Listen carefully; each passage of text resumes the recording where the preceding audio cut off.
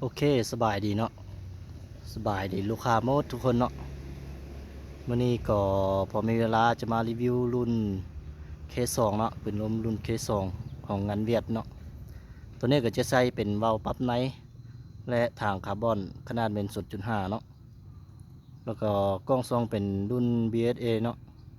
เม็ดจำเด้อตัวนี้บ่มีไฟในเลนส์ 100% เนาะของใส่งอน 100%เบิ่งสุดยิงตามสุดยิง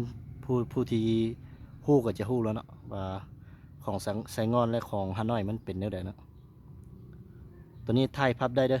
ดึงขึ้นดึงลงได้เนาะอันนี้นะตัวนี้ยังบ่ทันสูบลมใส่เถอะลาวก็จะใส่ลาว50เนาะลาวที่เคฮ่องกงเด้อ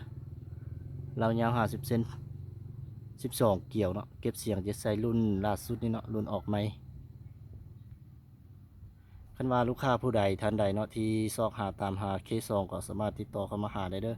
ห้านเฮายังมีพร้อมส่งเนาะบ่ว่าใส่ถังอะลูกล้อง Discovery หรือว่าถังคาร์บอนกล้อง BSA ก็มีพร้อมส่งเด้อคันว่าลูกค้าผู้ใดที่กำลังซอกหาก็เบิ่งคันว่าสนใจก็ทักเข้าเบอร์ข้าพเจ้าได้เลยเนาะโอเคเขาจะไปเบิ่งฝากนั้นเอาเนาะโอเคฝากนี้ก็จะประมาณนี้เนาะ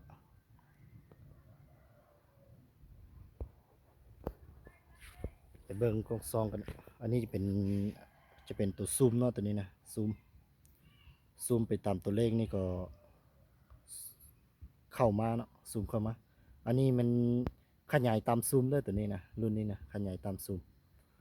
ก็อธิบายไปแล้วเนาะเรื่องปรับนี่ก็อธิบายไปแล้ว